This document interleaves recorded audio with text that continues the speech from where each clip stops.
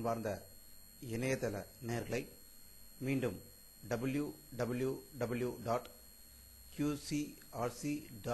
என்ற இணையதளத்திற்காக நியூஸ் தமிழ் செய்தி அறிக்கையில் உங்களை சந்திப்பதில் பெருமகிழ்ச்சி அடைகிறோம்.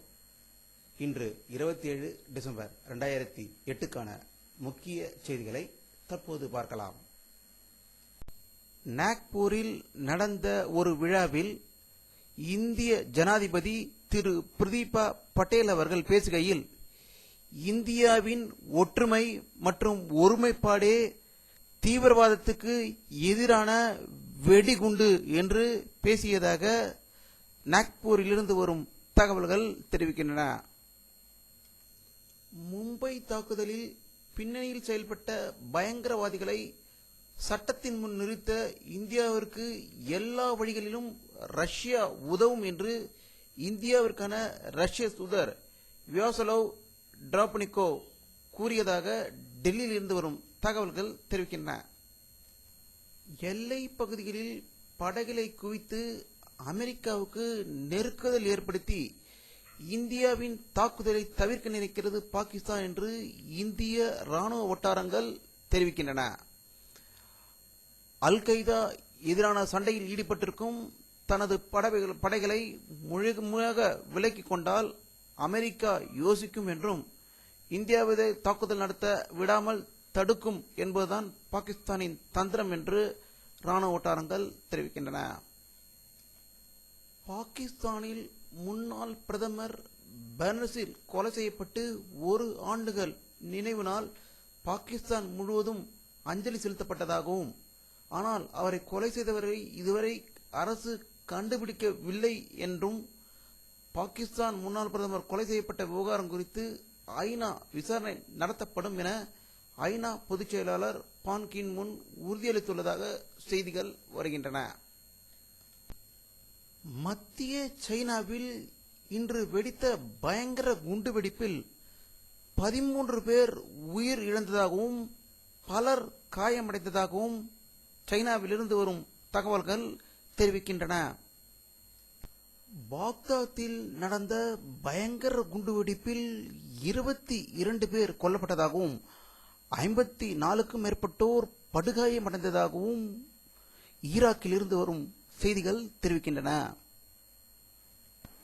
இஸ்ரேல் நாடு வான்வழி தாக்குதலில் பாலஸ்தீனியர்கள் நடத்தியதில் பாலஸ்தீனியர்கள் 155 பேர் இறந்ததாகவும் காசாவில் பதட்டம் ஏற்பட்டுள்ளதாக இஸ்ரேலில் இருந்து வரும் தகவல்கள் தெரிவிக்கின்றன.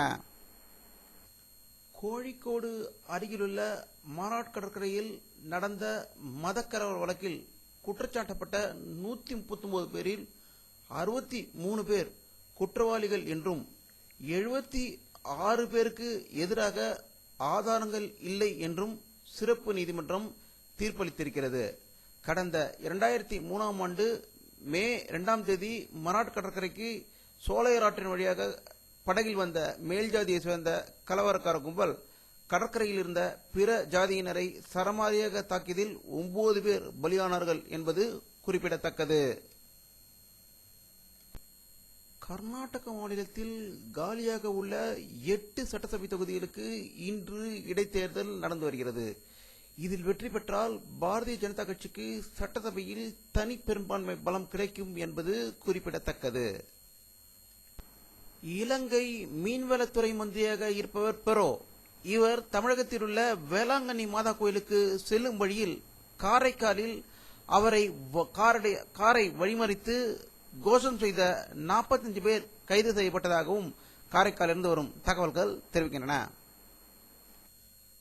சமாஜ்வாடி கட்சியின் பொதுச் செயலாளர் திரு அமர்சிங் அவர்கள் இன்று டெல்லியில் காங்கிரஸ் தலைவர் திரு சோனியா காந்தி அவர்களை சந்தித்ததாகவும், இருவரும் வரப்போகின்ற பாராளுமன்றத்தில் எத்தனை இடங்களை ஒதுக்கிக் கொள்வது என்பதை பற்றி பேசியதாக டெல்லியிலிருந்து வரும் தகவல்கள் தெரிவிக்கின்றன.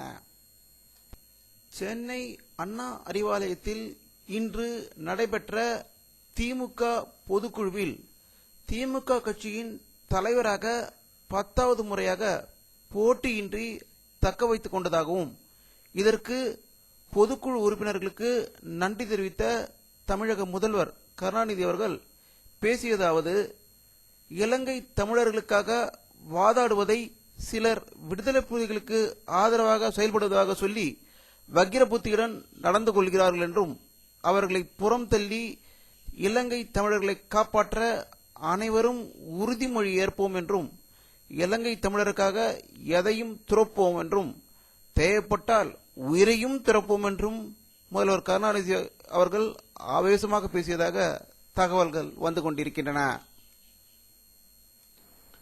பிற போக்குவரத்து கழகத்துடன் விரைவு பஸ்களை இணைக்கும் முயற்சியை கைவிட வேண்டும் என்றும், தொழிலாளர்களுக்கு வழங்கப்பட வேண்டிய சலுகைகள் மற்றும் ஓய்வு கால சலுகைகள் உடனடியாக வழங்கப்பட வேண்டும் என்றும், கட்டாய இடமாறுதல் செய்யக்கூடாது என்றும் அதிமுக பொதுச் செயலாளர் செல்வி ஜெயலலிதா அவர்கள் இன்று தமிழக அரசை வலியுறுத்தியதாக செய்திகள் வெளிவந்து கொண்டிருக்கின்றன.